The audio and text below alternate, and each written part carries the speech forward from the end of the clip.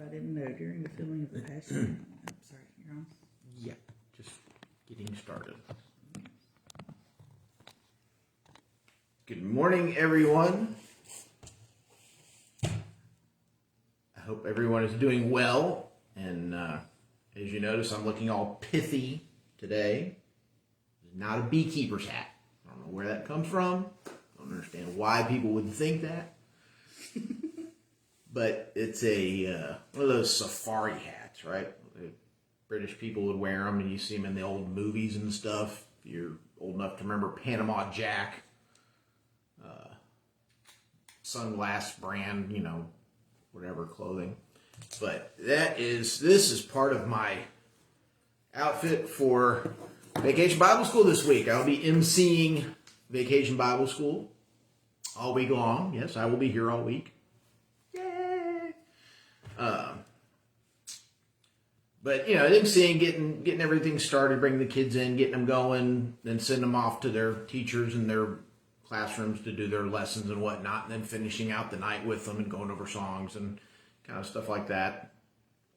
And so that's going to be my first time doing that too. It's going to be interesting. It's going to be fun. And the theme this year is called Treasured, and kind of a Indiana Jones kind of a, discovering some ancient temple in the jungles somewhere, kind of a theme. Really neat. It's going to be fun. Be exciting. So if you're in the area, come on by, bring your kids, like 12 and under. Yeah. And, so I'm looking forward to that. That's going to be fun. It'll be a long week. And be very busy, very tired, but it's worth it to spread the gospel and share the gospel with little kids and make sure they know and understand who Jesus is and what the Bible says. And speaking of which, we're still doing Genealogy of Christ, which, by the way, that's why this chair is behind me. Rearranging everything for VBS. They kind of shoved a bunch of stuff into my room here. We've got a little better angle on the picture behind me. Another good thing about this VBS stuff is all the decorations. My next background, when I go to update the background again here in another few months, I won't have to buy anything to hang up there. So, cool. What I need to do is start building the frames so I can just easily hang these things and interchange them. Like some PVC pipe or something, some little thin strips of wood or some PVC. And no, I don't want to roll them up. Well, you could roll them up and then pull them down like a shade. Yeah, that's a little more involved with the engineering if you want to put a spring in there to make that happen. Unless somebody had some old projector screens. That's what I was talking about. The word projector just wouldn't come out. You still have to replace the projector screen thing, though. You still have to move that around. Anyways, like I said, Genealogy of Christ, still going through this. Still in with the kings of Judah. In my studies for today's lesson, it's very easy to get confused. I've been doing most of this out of Chronicles, 2 Chronicles, here lately, and you have 1st and 2nd Kings that is basically in parallels, but Kings really does get into the kings of Israel. So we have to differentiate and remember that there is the kings of Israel and there's the kings of Judah. Again, once you get to Solomon, after the death of Solomon with his son Rehoboam, the kingdom splits, right? You have the southern kingdom, which is Judah, and a small handful of other territories and whatnot down there. Several other tribes, Benjamin and a few others that left Israel to join them down there because they were doing the right things by God. And so, you just got to keep that in mind because you're going to see some of the same names back and forth, but you have to really pay attention. Is this a king of Judah or this is a king of Israel? Some of them do share the same names. And then, of course, as we learned here with Jehoshaphat and Joram, they intermarried. And some of Ahab's granddaughters married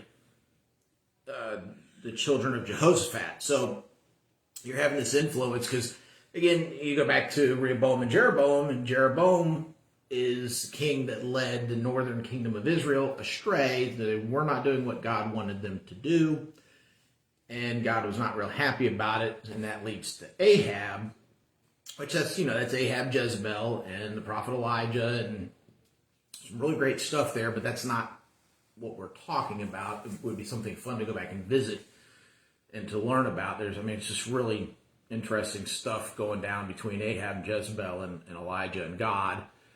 But again, that's the northern kingdom of Israel. So we're in the southern kingdom of Judah. Last time, we got into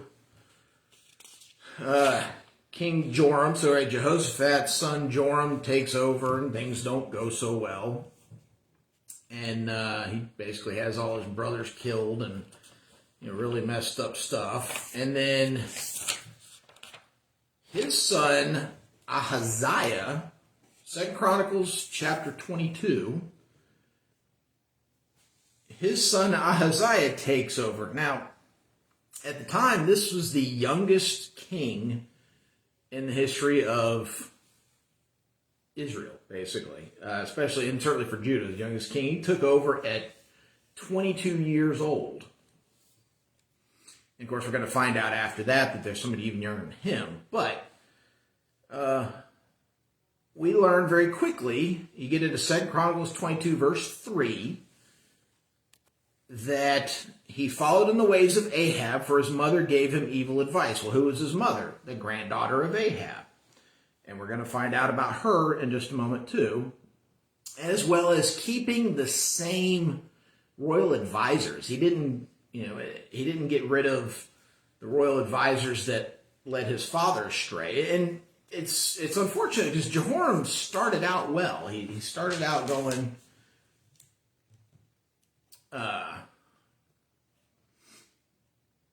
he was not. It was Jehoshaphat that was going in the right direction. Jehoshaphat, at the end of his life, started to not follow God and started getting influenced by the kings of Israel. And then Jehoram does basically the same thing, same advisors. And remember we talked about last time that Elijah wrote him a letter, sent him a letter saying, "You're not doing the right stuff here. You're not doing what you're supposed to be doing." And let's see here.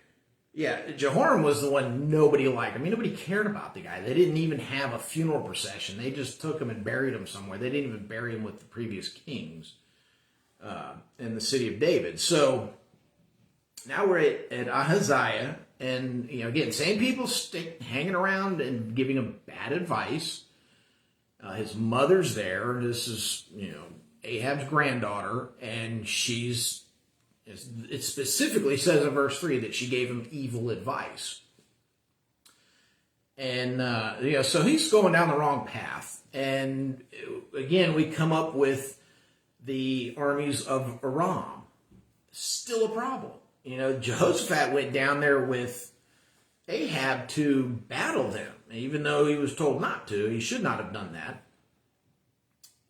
But he did, and they still didn't defeat him. Ahab gets killed.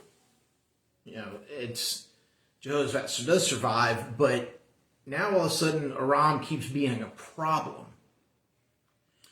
And the same advisors, again, are telling Ahaziah, hey, go down and help. These are your people, we're all Israelites. We're all supposed to be one here. We made all these promises back when we entered into the land of Canaan.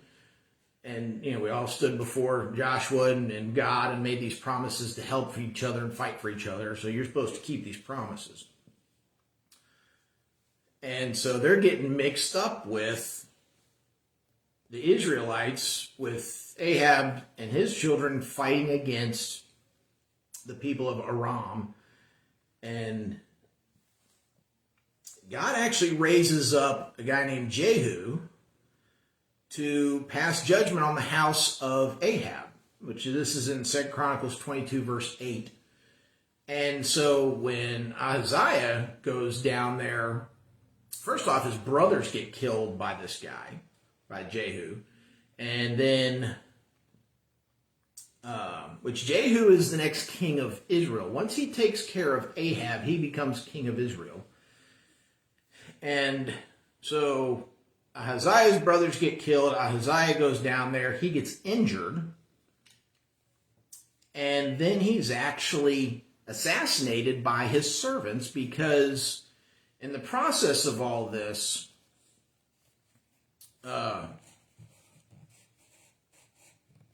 let's see here. Well, okay, I'm sorry. I'm getting a little ahead of myself. It's the next guy that gets assassinated. But this guy, he is captured by Jehu. And Jehu says, you go into Kings, and around chapter 11, 1 Kings chapter 11, 1st or 2nd Kings. Anyways, go into Kings and look up Jehu. Jehu, it's kind of funny because he's like, okay, Ahab served the Baals. I'm going to really serve the Baal. He didn't do it good enough. He wasn't pagan enough. He wasn't that big of a worshiper of the Baals or Baals or whatever you want to call them. And so he says, I'm going to do it better than Ahab. So he killed all of Ahab's priests that were left over after Elijah got done with them, and brings up his own, right? So he's even more evil than Ahab. He's even more against God than Ahab is. And so when he sees Ahaziah out there, he says, hey, this is the son of Jehoshaphat, grandson of Jehoshaphat. Jehoshaphat really did what God wanted him to do. He was following in the ways of the Lord. I'm going to go ahead and kill him too. And so, that's kind of messed up. But again, Jehu is evil. So now Ahaziah's mother, the granddaughter of Ahab, usurps the throne. And so, and I got no problem with women leadership. I would have voted for Sarah Palin several years ago. If a woman is doing the right things, if she's knows what she's doing, I don't have a problem with a woman being in charge. But God's overall plan, especially for the leadership of Israel, was not to lead through women, it was to lead through men. So she had no business being on the throne, especially when Ahaziah actually had a son. So, which we're going to find that out. So Athaliah, Athaliah. So Athaliah, Ahab's granddaughter, Ahaziah's mother, she seizes the throne. She takes control. And she goes through and decides, and this is in verse 11, 22:11, 2 Chronicles 22:11. So she decides she's going to go through, and this is a popular thing with the people from, Ahab's family, kill anybody that could possibly challenge your seat, challenge your claim to the throne. So she goes through and kills anybody with a claim, any royal heir. So, if you look at the British royal family right now, they actually have it written out. They 10 or 12, 15, even 20 levels of succession. So if the Queen of England dies, and then her husband did die, didn't he? Yeah, he passed away. I don't pay attention to that stuff really that closely. But let's say that, Charles dies, and then William dies, and then Harry dies. So everybody dies, and they can go through about 15 or 20 people before they finally get to somebody that could claim the throne that's a member of that royal family for England. That's similar in America. We have the line of succession for the president, right? President, vice president. Unfortunately, right now, the Speaker of the House would be number 3. But, and I couldn't tell you who's after that. But again, they have about 10 or 12 people lined up that can take charge of the country, kind of a thing. But, so Athaliah usurps the throne. So again, there shouldn't be a woman as queen of Israel or queen of Judah, because that's not the way God set it up. So while she was going through and killing all of the royal heirs, a woman named Jehoshabeath, who is the daughter of King Jehoram. So basically this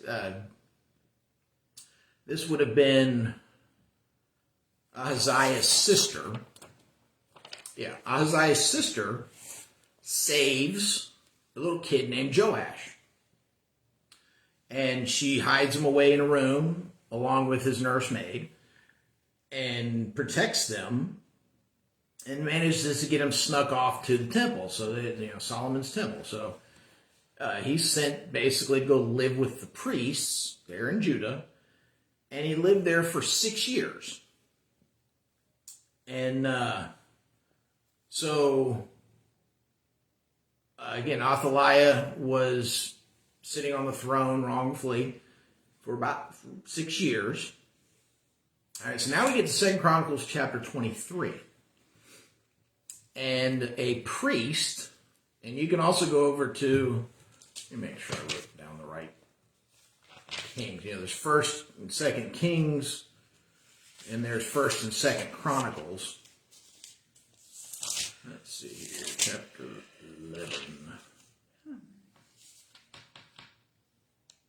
Okay, I'm sorry. Yes, 2 Kings chapter 11. I wrote down 1 Kings, but it's 2 Kings chapter 11. Gives you more detail. If you go back to chapter 10, you can find out about Jehu that took care of Ahab and became the next king of Israel. But chapter 11 gives you some more detail on Athaliah usurping the throne. And a priest named Jehoiada, forgive my butchering of these names here, but this priest comes up and he ends up raising Joash.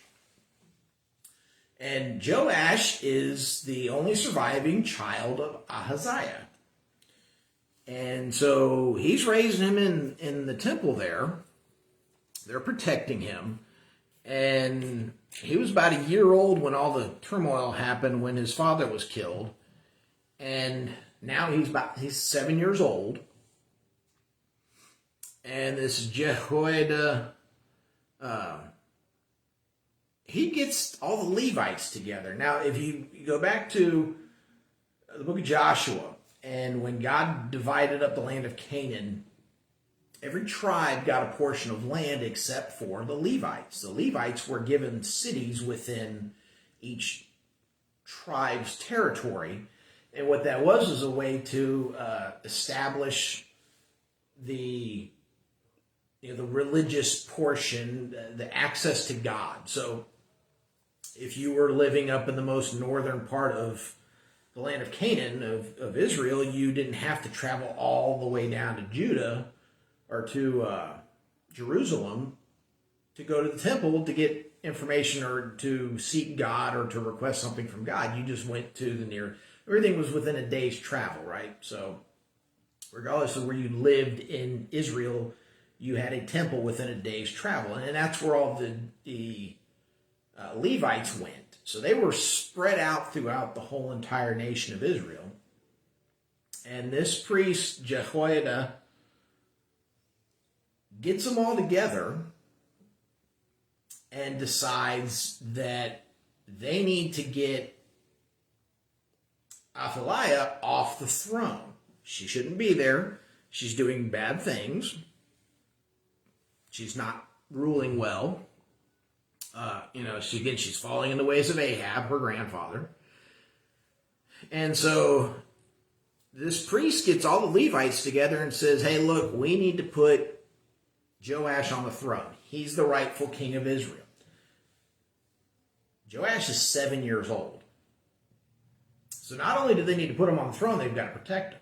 So now he's going to become the youngest king in the history of Israel, in the history of Judah, being crowned and anointed at 7 years old. And the Levites made it a point to protect him. And they kind of divvied up their forces, and one portion was always at the temple with him, another portion was over here, another portion was keeping an eye on the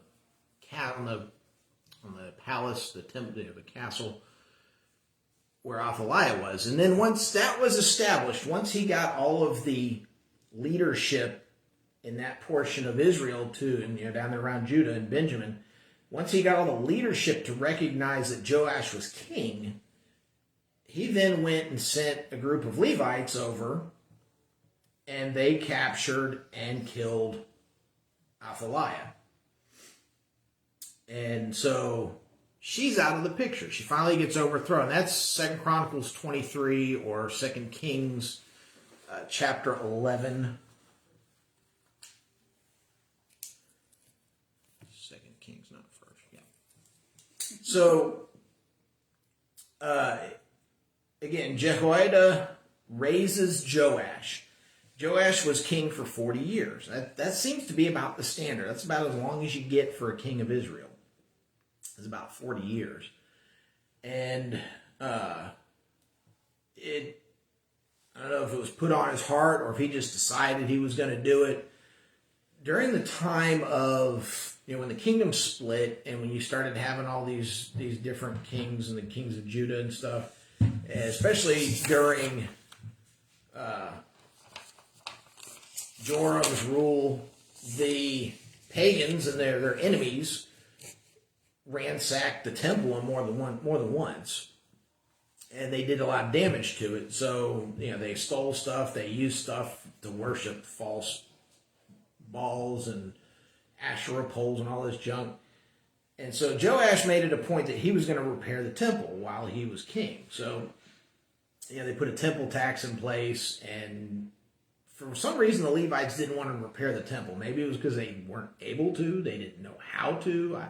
I don't know. But the tradesmen ended up repairing the temple, and Joash had to actually get personally involved and make sure that they got the materials, the silver and stuff necessary to buy the materials to repair the temple and then reinforce it. So so during that time, though, he's being raised and advised by Jehoiada. And it's interesting, though, with him. Again, Joash was 7 years old when he became king, and he was king for 40 years. He gets assassinated.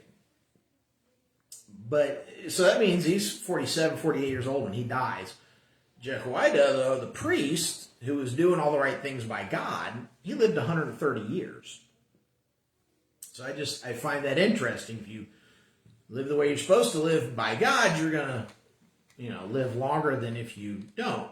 But during the time that Jehoiada was alive, Joash was doing the right things by God. And so, Jehoiada was doing his best to reform Judah and to get everybody back doing the right things by God, repairing the temple and teaching properly and getting things all in the right direction. The problem is when when Jehoiada dies, now the other leaders in Judah come in and start to advise Joash. Well, they advise him in all the wrong ways. And instead of Joash relying on God and Joash going to the other priests and Jehoiada's son for, advice and counsel and that sort of stuff, he goes to the leadership of Israel and the leadership of Israel and the leadership of Judah. Then, now's when this problem starts. And I don't get that. I mean, I really don't. You have 40 years of prosperity. You got 40 years of things going mostly right. I mean, it's better than what it was during Ahaziah or Joram's time as king. And Joash dies, and now you're just going to throw all that out the window. And that's 2 Chronicles 24. Around verse 15, we learn that Joash and the leaders of Judah abandoned the temple of Yahweh and served the Asherah poles and the idols. Again, Asherah poles, think of like the totem poles that American Indians have. They're false images, and they might have a temple prostitute chained to it or something, or they might sacrifice somebody at one of these poles. They're pagan images, they're idols, and they're not a good thing. It's something you see repeatedly in this. And no king of Judah ever really successfully removes all of the high places. Some of the kings actually go and build more high places. And for one that destroys most of them, the next guy goes in and builds a bunch more and does the wrong things. But you keep seeing that. And something that Joash did not do for whatever reason was he did not destroy the high places that were built during Athaliah's time as queen, or Ahaziah or Joram's time as king. And it's a constant problem. It's I'm going to live better for God, but I'm not going to get rid of all the things in my life that could possibly lead me to sin. It's that kind of a thing. So, when you get saved, it's best to remove things from your life that would cause you to sin. So, if you got a bunch of dirty magazines, go and burn them, get rid of them, toss them out. If you've got a bunch of music, I actually did this 14, 15 years ago. I went and we had a New Year's Eve. I did a devotion on New Year's Eve at Pastor's house at my last church the first year we were there, and all the youth were there, and we took all of my secular music CDs, or pagan CDs, a lot of great classic rock and roll, some really good music, and what society would say, none of it was godly, none of it did anything to advance my spiritual growth. None of people can fuss all they want to, but songs about sex, drugs, and rock and roll don't do anything to help you as a Christian. It's just the way it is. So we took all that and we threw that in the fire. And then I had a bunch of T-shirts with vulgar stuff on it. I threw all that in the fire too, burned all that. So I removed some things from my life that weren't going to help me spiritually. They weren't going to help me grow as a Christian. And when we do these things, it kind of clears the air. It gives you some room to grow as a Christian, because now instead of filling your head with pagan things, with secular things that don't have any use, that God has no use for, you now start to fill yourself with godly things. And at that time I was listening to a lot of preaching on the radio. I was listening to a lot of Bible study stuff on the radio, a lot of Christian music. And I really grew as a Christian during that time. And so as you see throughout the history of Israel and Judah, they're not getting rid of the high places like they should. And it's, as I explained, there are these places you can go and worship, or there are places where a pagan priest or priestess could get up and actually preach on a street corner. Everybody wants to sit there and complain about the families that stand on street corners with their Bibles and they preach from the street, and sometimes they get a little rude or whatever. Their meaning is well, but if you have a street preacher, everybody complains about having a street preacher for Christians. But if somebody's standing out there for some other pagan religion, nobody cares, right? They're all, oh, that's great, that's great. So if you have these false prophets out there preaching, nobody cares when they're preaching. Everybody seems to care when the Christians get out on the street corners and preach, right? So, and these high places were not, God never said to the Israelites, build high places, build these little, no, you go to the temple. And there was the main temple, Solomon's temple in Jerusalem, which was a place to keep the Ark of the Covenant and the things that God established, and that sort of stuff. But then the Levites that lived in all these other places throughout the tribes of Israel, they had little synagogues basically, And so that's where you went. You know, I mean, you could maybe build an altar at your home if you stacked up some stones or for some reason. That was acceptable. But to build a high place to, you know, these were all built to foreign gods. So God wanted them destroyed, but these people would not do that. And so, again, they're still having problems out of Aram, not Haram. Aram, A-R-A-M. So they're still having problems out of Aram between Israel and Judah. And the Arameans had found out that Joash had been wounded in battle. And so they left him for dead. And so then his servants went in and actually killed him while he was weak. And the reason they did it was that Jehoiada's son, a priest named Zechariah, had come to Joash and said, hey, you're doing the wrong things. Don't go up there with the king of Israel. Don't go after Aram. Don't get involved with that. You're going to lose. You're going to die. This is going to be a problem. And so Joash actually had him stoned to death. Joash and the leadership, and and that's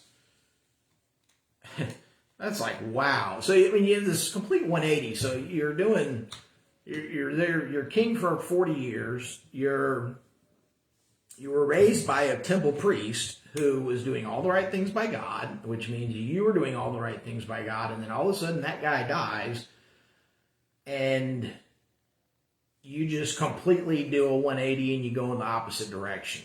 And Joash brought in Asherah poles, and he brought the gods back. They went and defeated somebody, and you can find this over in Kings. They went and defeated somebody and brings their gods back, and he starts to worship their gods. And that's when Zechariah comes to him and says, hey, look, why are you worshiping these gods and these false idols when they couldn't even protect the people you just defeated? I mean, this is like really weird. But again, he's getting bad advice, bad influence from these other advisors that basically Joash and the other priests were keeping away from him for a long time.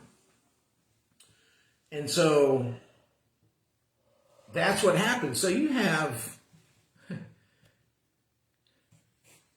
more of the same. I mean, this is like getting repetitive. This is almost getting, I keep saying this. I keep having these same lessons. It's like all you have to do is just interchange the names, and it's like the same lesson over and over again. If you do things the way God says to do them, then you're going to do well. If you do things the way God says don't do it, you're not going to do well. And again, it reminds us that we should be living our lives for God the way that God says to live it. And,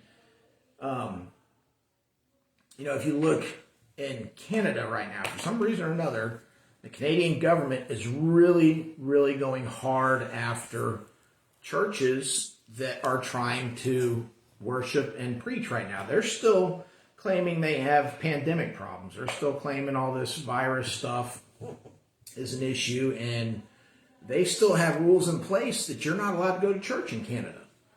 And there was one article this morning. There was one church with over $200,000 in fines from worshiping and holding church services. I mean, that's like at one time. I mean, that would break anybody financially. And why the Canadian government is so against these people worshiping freely is, well, it's really not a guess. It's Satan's influence on the world, and it's Satan's influence through governments trying to shut down Christianity. But we're facing, especially here in America, now some of you out there watching might be in a foreign country, and maybe you're over there in Pakistan and these other places where you may not have the government specifically going after you, but you have Muslims and other Hindus and all these different people who are trying to come after you because you don't believe what they believe, but you are a Christian. And so America, we're facing this kind of for the first time. It's California's got it going on. There's a few states around. I know Mississippi, which is right next door. I'm in Alabama, and Mississippi had these cities, these towns, and if you know anything about America, we're in what they call the Bible Belt. There's a strip of huge swath of the South where there's a lot of churches. A lot of people are Christians. Different denominations, but a whole lot of people claim to be Christians, and we're probably socially the most conservative people in the country. But to find out in Mississippi, which is part of the Bible Belt, that there are towns that, they put fences around, town government would come in and put a fence around a church, and one particular place they actually put down stuff in the driveway to the parking lot for the church, so they couldn't even have church service in the parking lot in their cars. But they put stuff down to blow your tires. And then they had, it's bizarre. It's unfortunate, but we're going in that direction where we're going to have to really, and the world is going in this direction as a whole. But certainly for America, it's stuff that we're not used to. We're not experienced in having to have underground churches.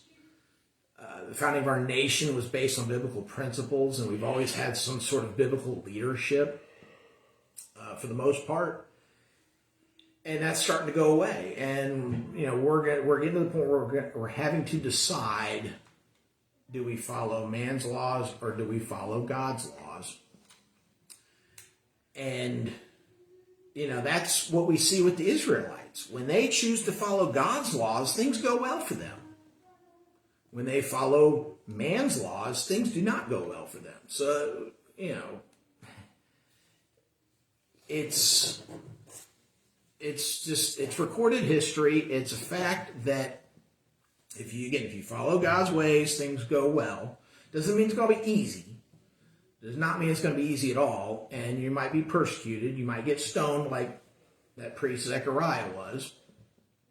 But to die in the service of God is far greater than to die in the service of man.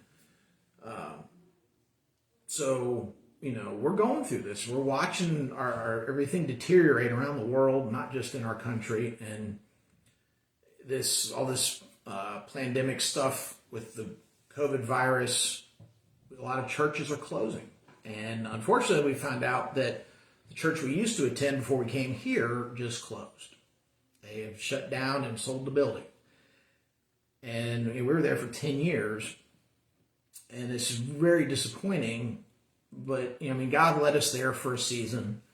We did what we were called to do, what we could do while we were there. And then God led us here to this church. But to find out that this little church in the middle of a low-income transitional neighborhood, it was, when we went there 14 years ago, we would be sitting in Sunday school or service, and we would hear gunshots. And then we had a fire station right next door to the church, and certainly during Sunday school, because our classroom was on the backside of the building, we could hear the speaker go off when they would get a call. So you hear gunshots, and then you hear the speaker going, talking about gunshot wounds or something over somewhere, so the paramedics would have to go out. And I'm not going to say it's all due to just that church, but it got to a point where we rarely, if ever, heard gunshots while we were at church. Not to say they just completely went away, but, between us being active in that community, that church being active in that community, and the other churches around there, it went from being a very violent and dangerous place to be to not so much. And it still has its issues, but now there's one less light in that neighborhood, and it's unfortunate. So be in prayer for the church as a whole, be in prayer for missionaries. It was kind of weird because we live out in the woods, and we were driving 25 miles into the city, and it wasn't like being a missionary to a foreign country, so to speak, but it was almost like a foreign land because, again, we live out in the woods. I grew up in the suburbs of a big city, and so it was very different to be in this low-income transitional neighborhood. And when I say transitional, every 2 years, the families would cycle through, and it was a place for a family to get on their feet. Somebody maybe gets a good job somewhere till they can afford to move and live someplace else that's safer and nicer, and they can afford better. And so it was very difficult, very, very difficult to minister to a community like that and try to influence kids whose parents mostly didn't care about them. But unfortunately, as I said, that light is now out in that area. And so be in prayer for churches in Canada, be in prayer for churches in Alabama, Mississippi, all over the world, as we hopefully as together are all working towards spreading the gospel. And of course, remember, there's other people out there with diseases other than this COVID stuff, and we're beginning to find out that that was not all the truth. So be in prayer for the people who have cancer or someone who's lost a loved one. And we will see you next time.